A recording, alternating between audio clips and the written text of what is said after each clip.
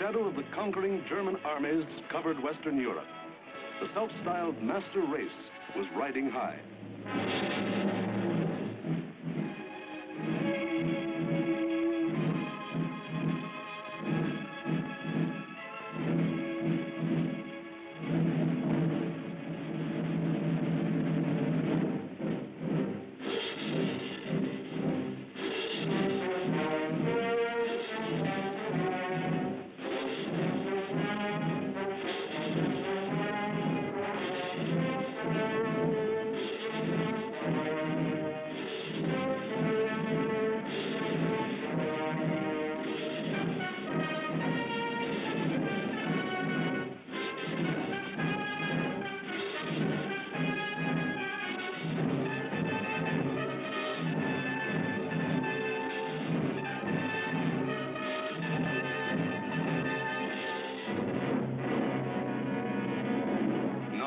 Adolf Hitler stood just as Napoleon had stood more than 100 years before, and looked across the English Channel to the one fighting obstacle that stood between him and world domination.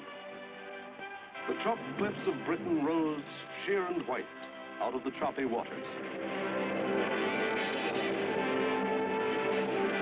And beyond, a little island, smaller than the state of Wyoming.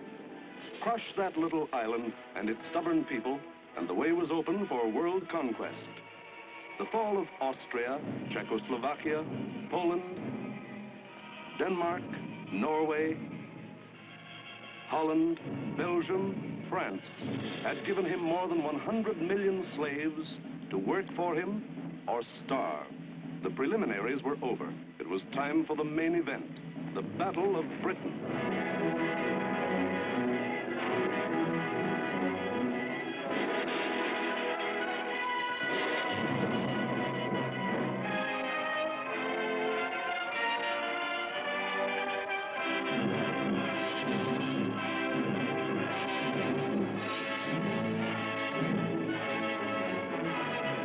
Hitler and his generals feverishly drafted their plans for the conquest of Britain.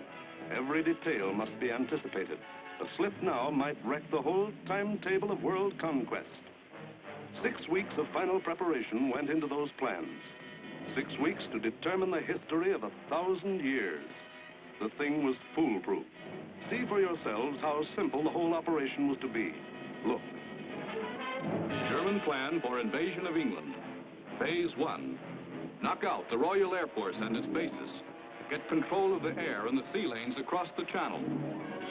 Follow the Blitz plan that had wiped out Poland, the Low Countries, and France. Destroy communication and transport lines.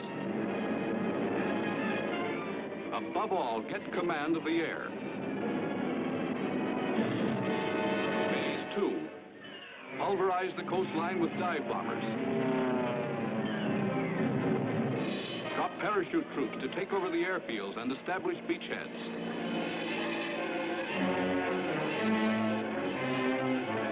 Phase 3. Actual invasion. Pour the German panzer divisions across in high-speed barges under an umbrella protecting fighter planes.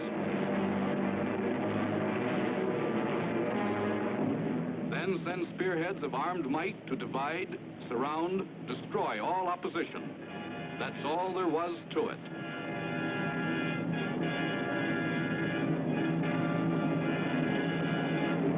Conquer Britain. Force the surrender of the British fleet.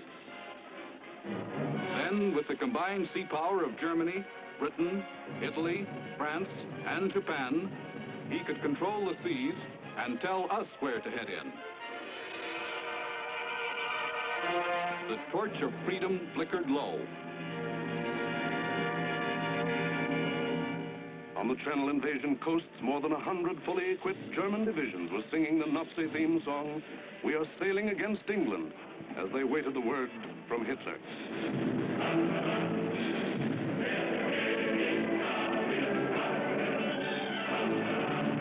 Here, for weeks, all the supplies and weapons of the Nazi war machine had been turned toward Britain.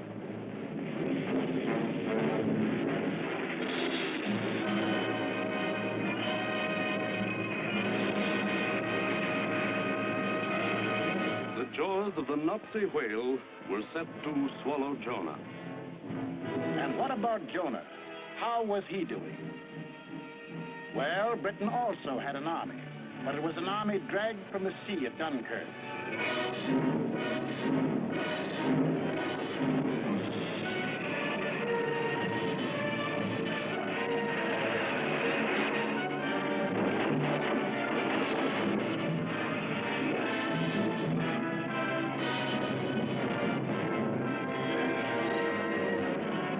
Without weapons. These had been left behind on the roads of France. Tanks, guns, motorized equipment, all abandoned to save the one priceless item, men.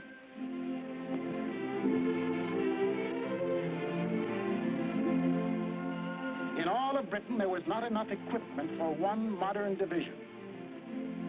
Only one tank for every 1,000 square miles of territory. Only one machine gun for every 1,500 yards of beach. Britain had a navy, too, but it was scattered all over the globe, guarding vital food and supply lines. And the British knew it would be suicide to use their fleet in the narrow waters of the English Channel with the German Air Force in control of the air. Britain also had an air force. An air force outnumbered 10 to 1 by the enemy, both in men and machines. And then there was Britain herself, the people of Britain, the people who were to be terrorized and forced to surrender. They knew that every man, woman, and child, in uniform or out, would be Hitler's target in the onslaught that might come at any moment. They knew they had a job to do, and not much time to do it in. The young, the not so young, and the old. The clerk, the butcher, the farmer, the member of parliament, they formed the civilian army, Britain's home guard. They started from scratch.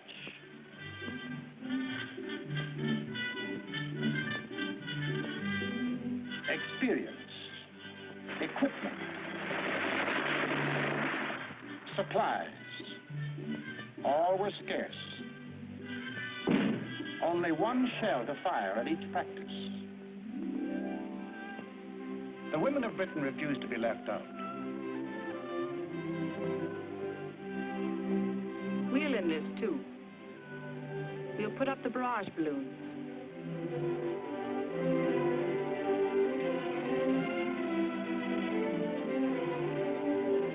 Man the ack-ack guns. We'll run the railroads and get the trains through on time.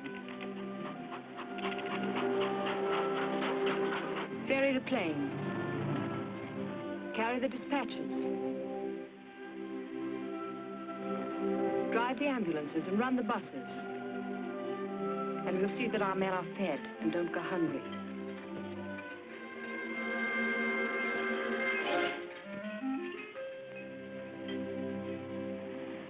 Others worked, men and women alike.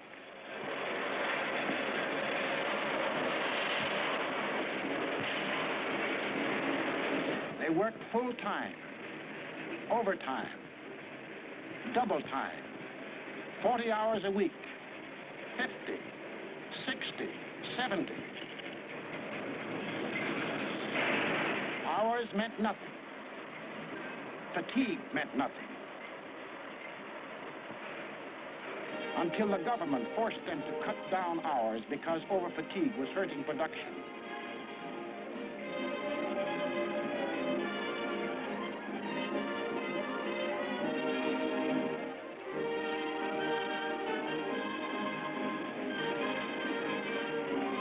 And when they weren't working, the men patrolled the moors for parachutists, blocked the roads, rehearsed invasion defenses. Something had happened here the Germans could never understand. In a democracy, it is not the government that makes war. It is the people.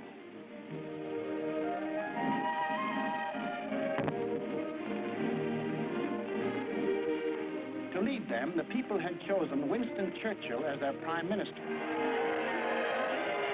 And he spoke the words in every British heart when he said, "We shall defend our island." They patrolled and waited. They drilled and waited. They worked and waited. Waited for the terror they knew was coming. Then it came.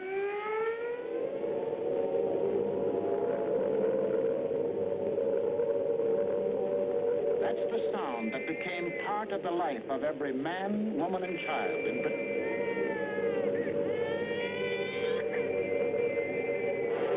August 8th, 1940, and the battle for Britain is on.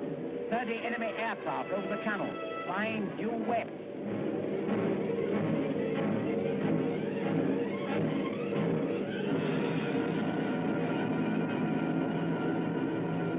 Here comes the Luftwaffe. In dozens of flights, hundreds of planes, bombers, fighters, dive bombers, across that 21 miles of channel, that 8 short minutes of water. Their first tactics were to bomb convoys in the channel. Convoys loaded with food and munitions, bound for the great port of London.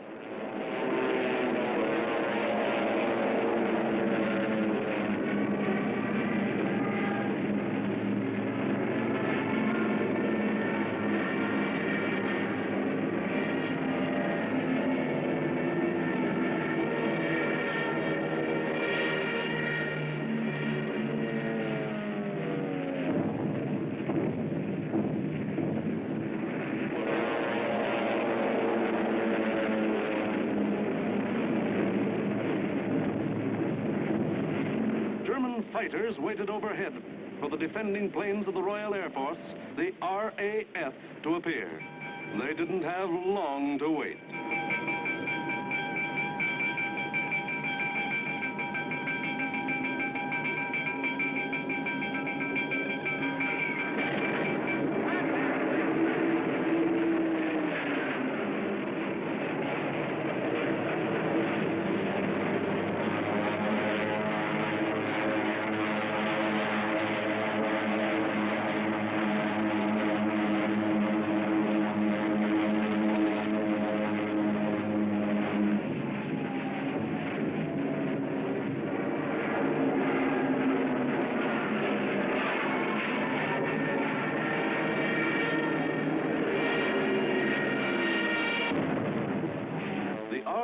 Came, facing odds of 6, 8, 10 to 1, and dove in, shouting the old hunting cry, "Tally-ho!"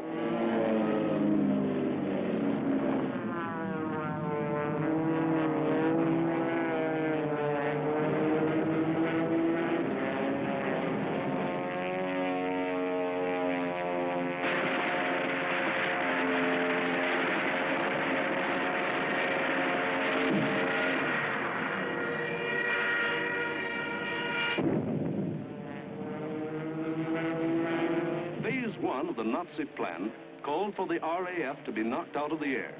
But the men of the RAF hadn't read the Nazi plan.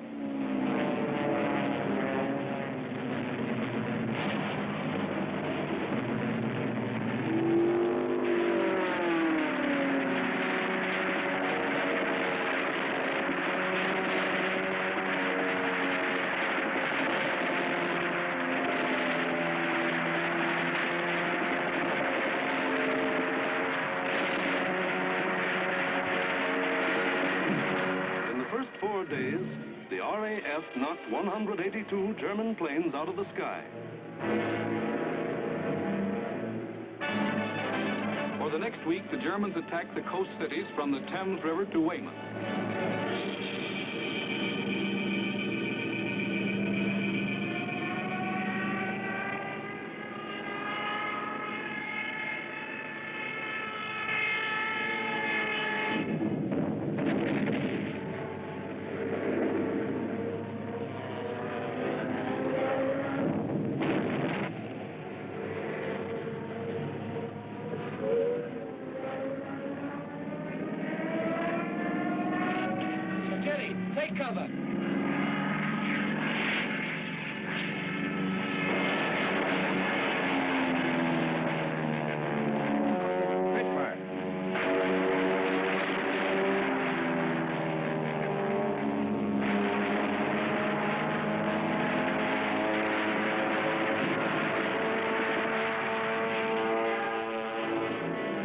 paid off with 180 more planes.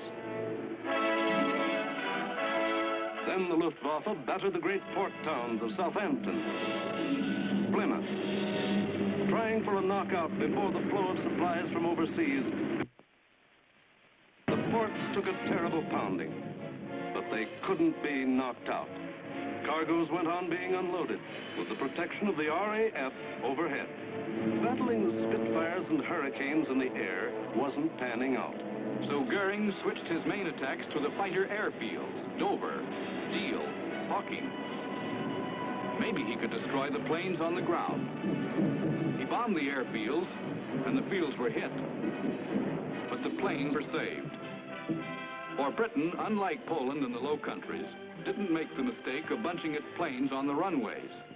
The planes of the RAF were scattered and hidden, only a few on any one field, and those in the far corners. The Spitfires still went up to meet the enemy. In the first 10 days of the Battle of Britain, Goering launched 26 major attacks to get command of the air and lost 697 aircraft. The British lost 153, and 60 British pilots bailed out.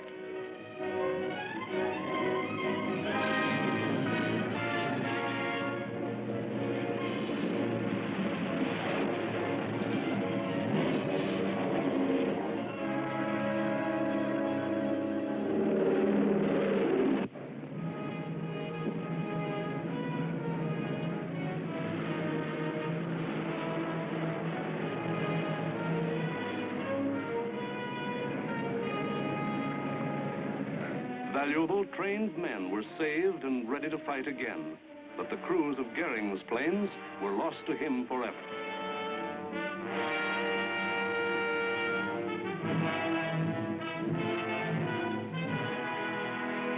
The pace was too hot. Something was going haywire. The Nazis had to call time out. On a 2,000-mile front from Norway to France, the whole Nazi blitz program was being stalled because the RAF was still in the air, against England.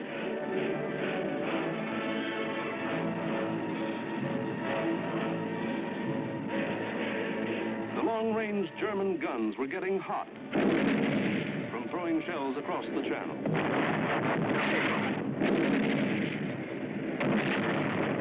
In public, Hitler assured the Germans, "Mr. Churchill tells his people that England will win, but I tell you that victory will belong to Germany." But in private, he sent for Goering, the boss of the Luftwaffe, and put him on the hot seat. Goering was told to do something and do it quick. So on August 30th, he ordered all-out attacks on inland airdromes and industrial centers. Maybe he could knock out the RAF on the assembly line. And he adopted new tactics, too. More fighters and fewer bombers. Or maybe he just had fewer bombers to send. Anyway, those he did send were well protected. Fighters above at high altitudes. Fighters on both sides. Fighters in the front and in the rear. Fighters weaving in and out of the bomber formations. Britain, winner of the first round, was ready with higher morale and sharper defense. Improved listening posts were set up all along the coast and warned of the enemy's approach before he left the continent. A quick flash from the control station to the fighter station, and pilots were on their way to meet the enemy while he was still over the channel.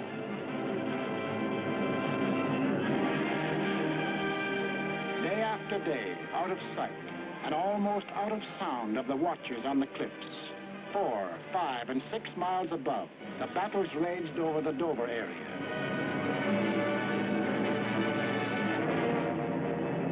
The Dover area became known as Hell's Corner. By sheer weight of numbers, the enemy again and again broke through the coastal defenses.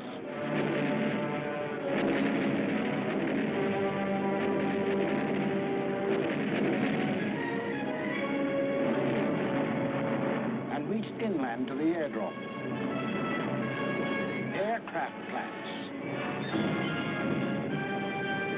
munition factories and machine shops.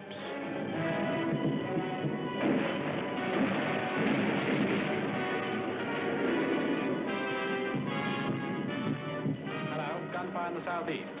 Right.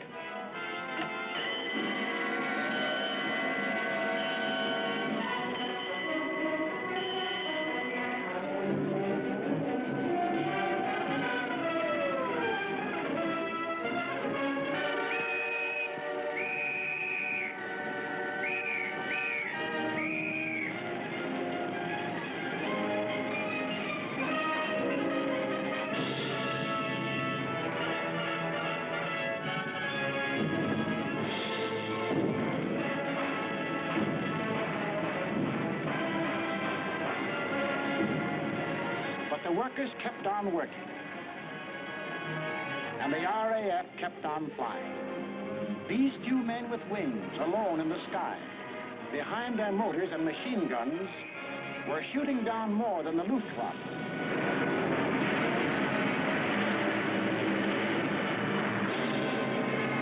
They were smashing the whole Nazi plan of world conquest.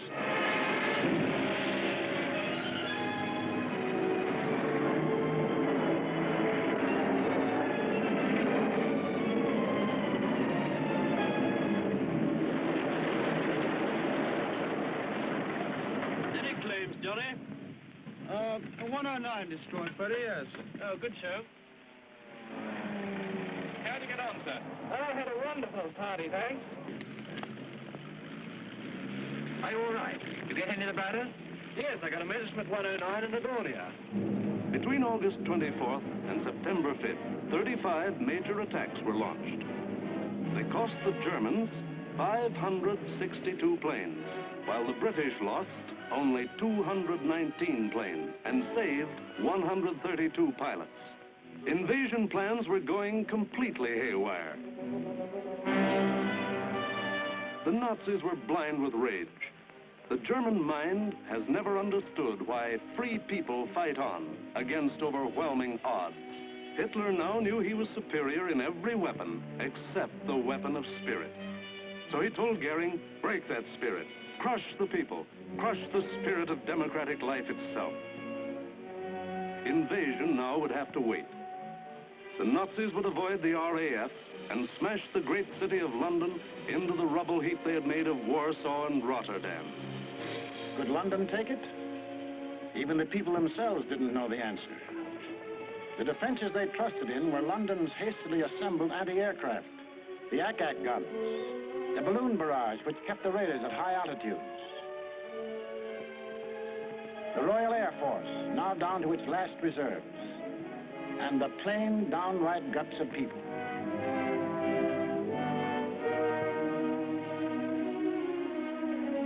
They sent more children out of the city.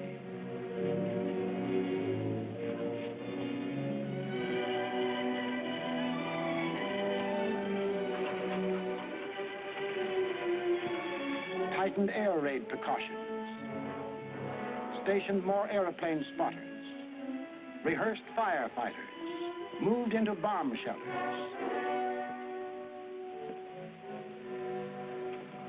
They blacked out their city and carried on.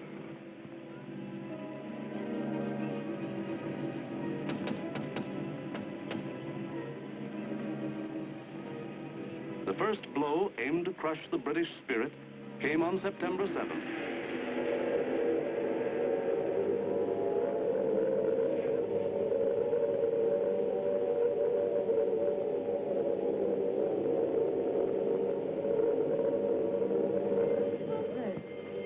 Roof reports planes coming in. Control room speaking. Customers and staff will now take cover in the basement. Please do not run, but keep moving. Downstairs or use the escalator.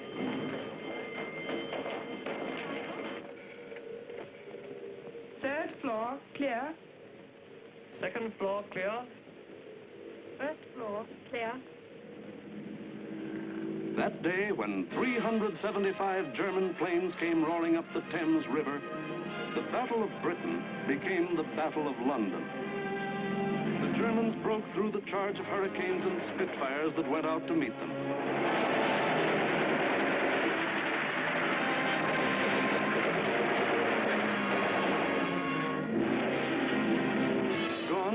pretense of aiming at military objectives. This was just savage destruction.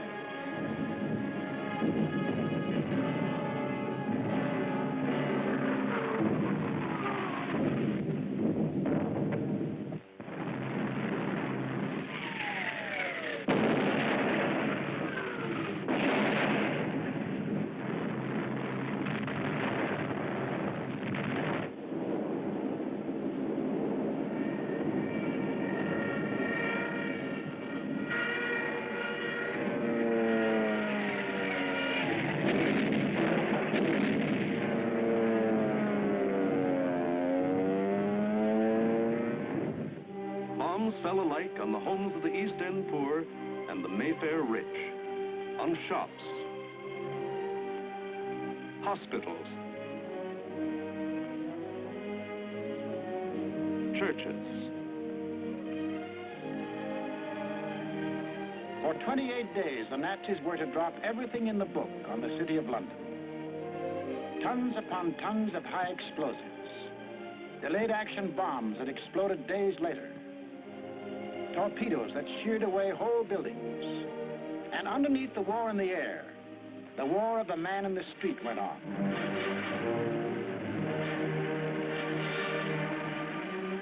He learned to exist with very little food.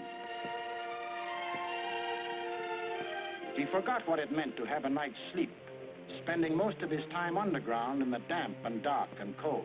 Hello, Mrs. Fox. You're here early tonight. Well, I'm on the safe side, aren't I? I think that'll be all right now. Yes, that's grand. Anyway, I'll be back in a few minutes if you want. Now, how are we going to get you up there? Get a young man to lift you up. Barney? Hello. Tell this young lady a lift up. Righto, I'm coming.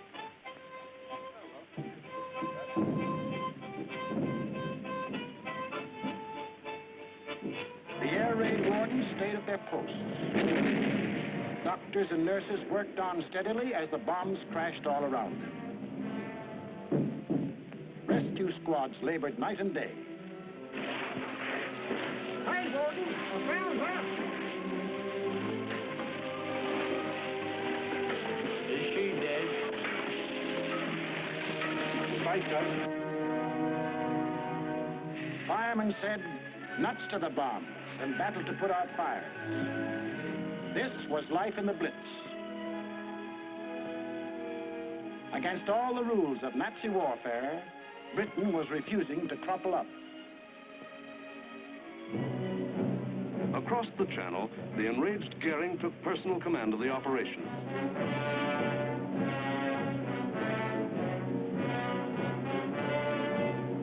And on September 15th, he sent the Luftwaffe into one of its greatest attacks. 500 German bombers and Messerschmitt fighters roared over the English coast. Bowmouth calling. Planes heard 3 miles southwest. Shout for hostile planes approaching from the southwest. The British met the challenge by throwing in everything they had.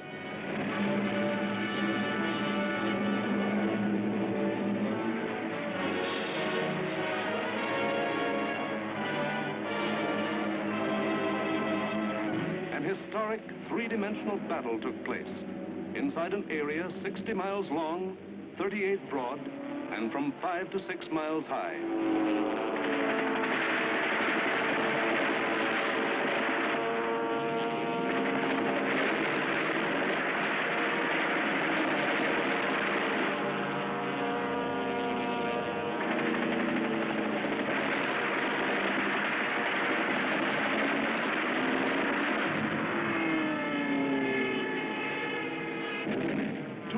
Individual dogfights took place within the first 30 minutes of the raid.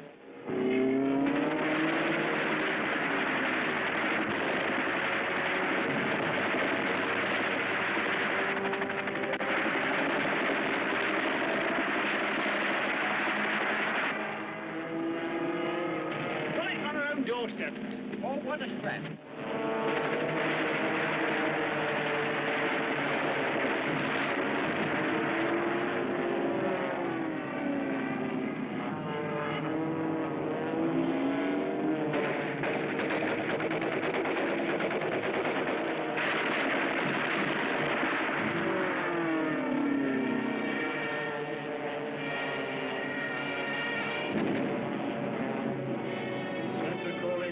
one. Thank you, Center. We'll keep a lookout for them. Hostile formation to the south. Some of the German bombers broke through London's defenses.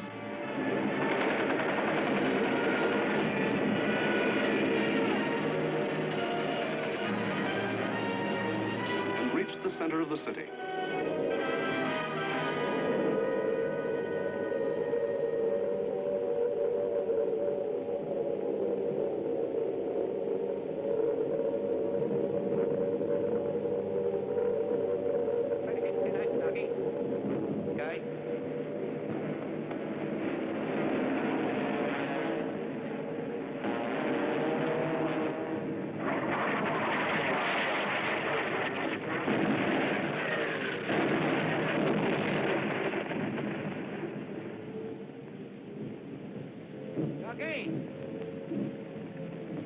Ducky, where are you?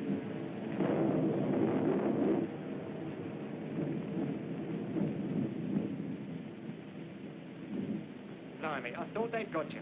Who, me? Nah, I had me fingers crossed.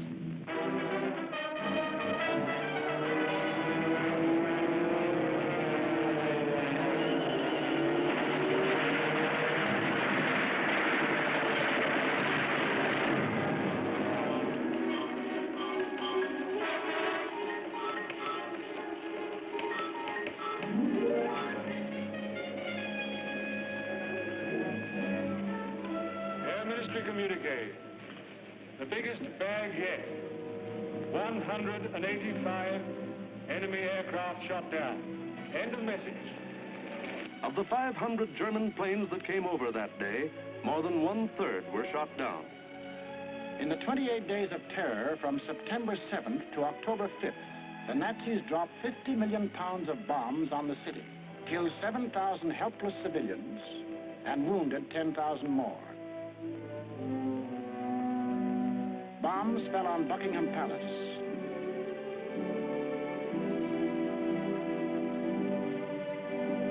Westminster Abbey, the Houses of Parliament, Fleet Street, the center of the news, St. Paul's Cathedral. Bombs blasting the historic past out of the lives of Englishmen.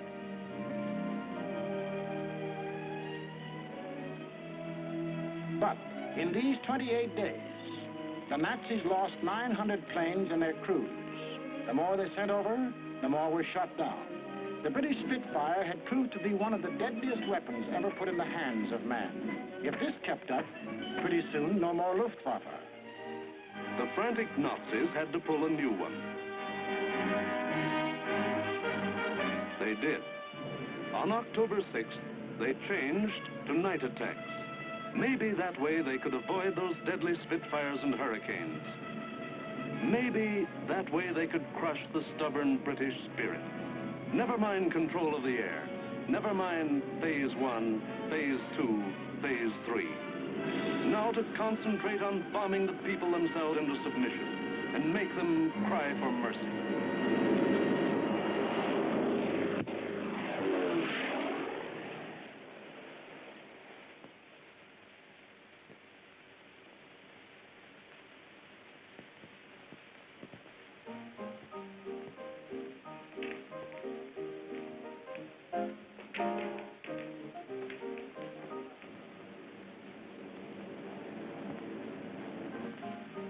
Hostile raid, sir.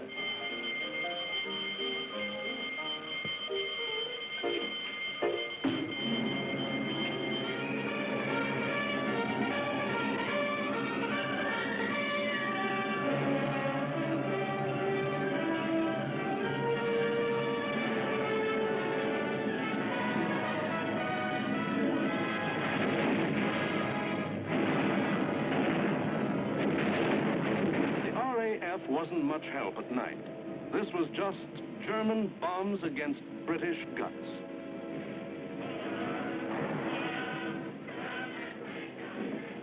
Harvey? Hello, Jack. Sound happy enough down there tonight, don't they? Yes, they're all right.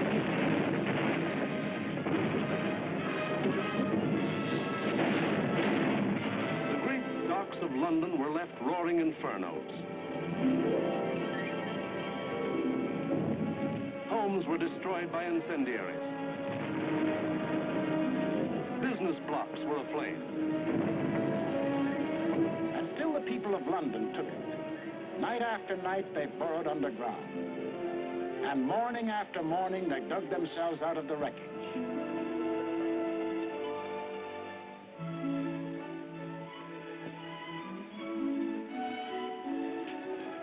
Good morning, Mrs. Ford. Good morning, Mr. Arms. Here's a nice right here. Come on, Bessie.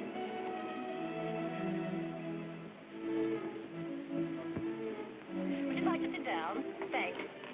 Morning, Miss Ryan. Sleep well? Fine, thanks. Wasn't it a quiet night? What about the one that came down about 2? No, I didn't hear it. Did you? No. Oh, we're getting used to them around here.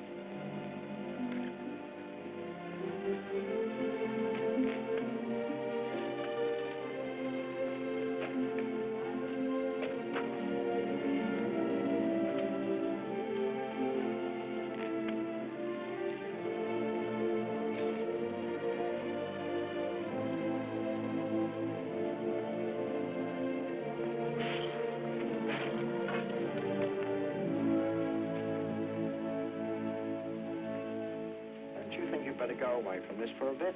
Of course not. It'd take more than this to get me out of my home. Now go on, you've got to get to work. The Battle of London was the battle of the people of the city. In spite of bombs and fire and death, they got to their desks and workbenches to spend another 10 or 12 hours working. The British spirit was stronger than ever. And the RAF was flying higher than ever. Not only higher, but farther. Yes, IO. Operation for the night. GP 1562, EP 781. 10 aircraft. You'll find, I think, a decent photograph of the submarine yards there. There's a very good one taken the other night, Monty. Was there? A bit further along. That's it. Those are the submarine yards. Just there. Yes. Well, chaps, this is your target for tonight. It's the submarine and shipbuilding yards at Bremen. It's a vitally important target, and it's got to be hit hard. In the midst of this life and death struggle, the British found strength not only to defend, but to counterattack with what few bombers they could get together.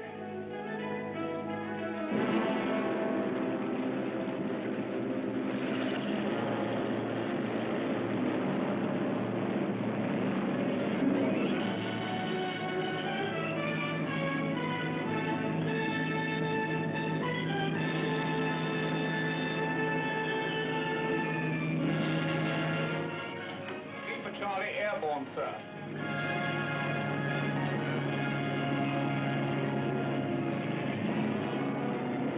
Hello, rear gunner. Can you hear me? I'm okay, Skipper. Hello, operator. Everything okay? Well, it seems to be all here, sir.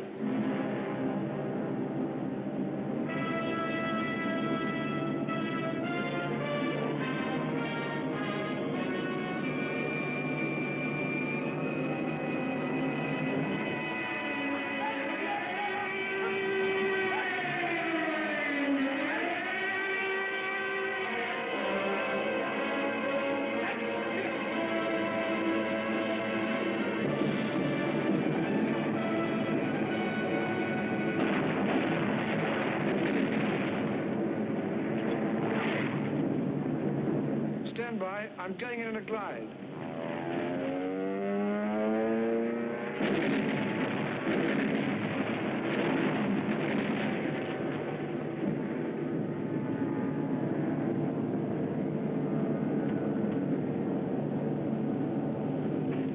Steady!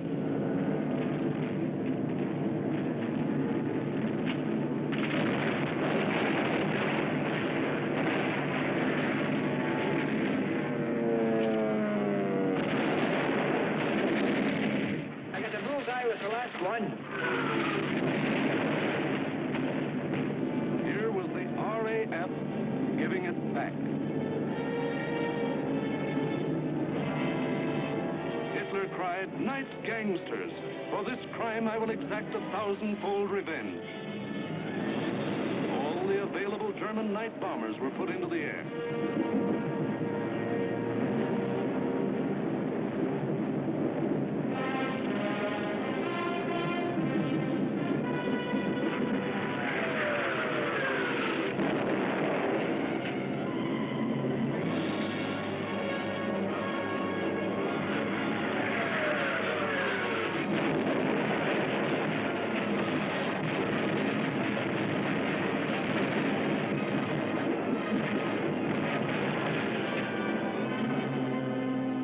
Thousand-fold revenge was Coventry. On the night of November 14th, £1 million of bombs were dropped on the city.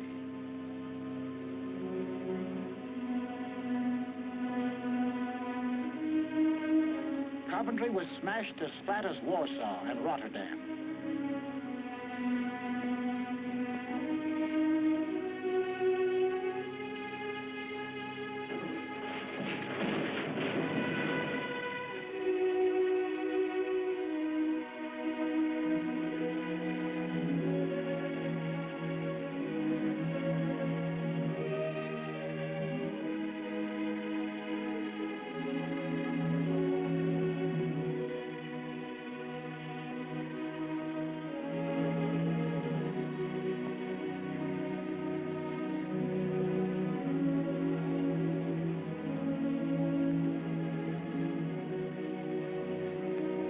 The people of Coventry dug their loved ones out of the blasted ruin, saw them to their last resting place in a common grave.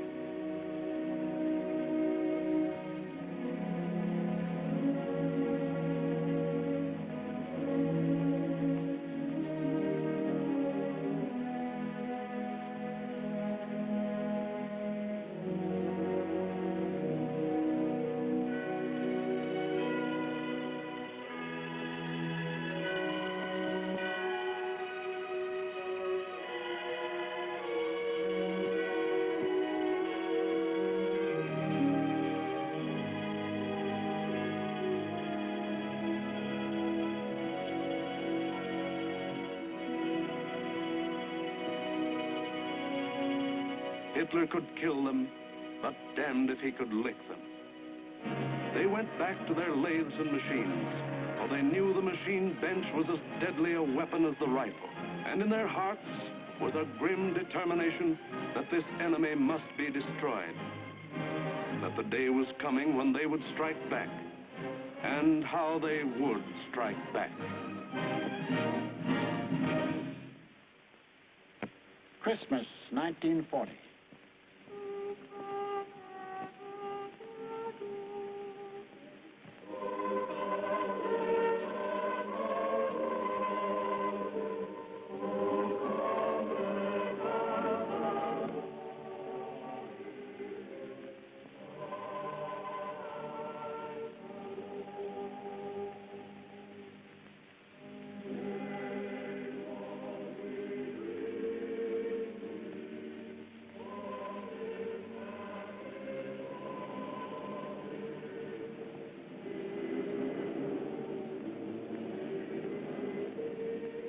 Christmas, season of peace on earth, goodwill toward men, was the ironic quiet before Hitler's great burst of rage against a people who couldn't be licked.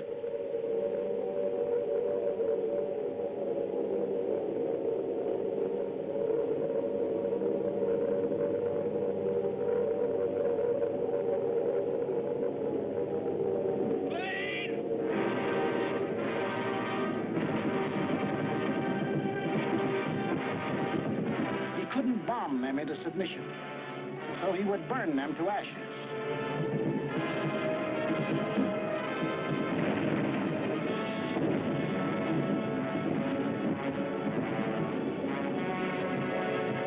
Millions of firebombs rained down on the great city of London.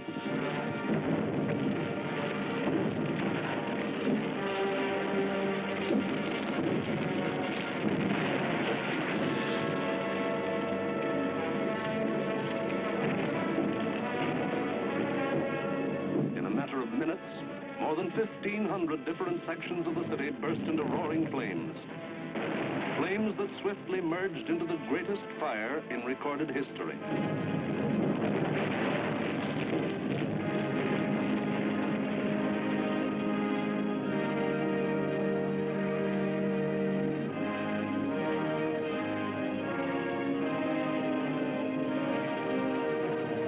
In the midst of all the fire and destruction, vital water mains were shattered. Water pressure was almost entirely cut off. Heroes of the night were men of the London Fire Brigade who stretched temporary hose lines out to the center of the Thames River, struggling through mud and slime. For the Nazis had carefully picked a night on which the Thames River had one of the lowest ebb tides on record.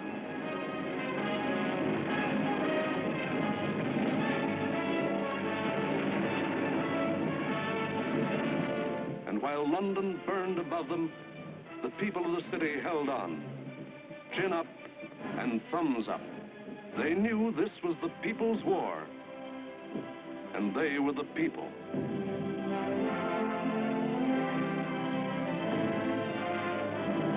And a people that couldn't be panicked, couldn't be beaten.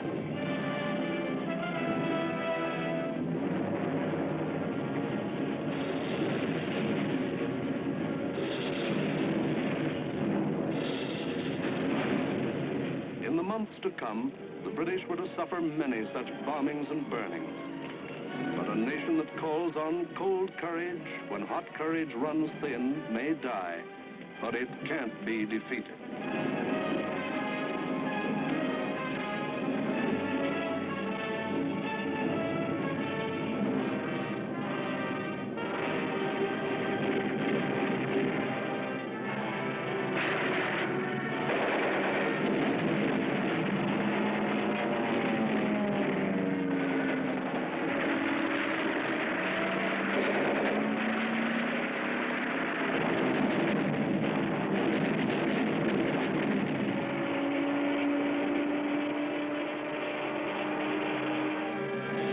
The Battle of Britain was won, but not by Hitler.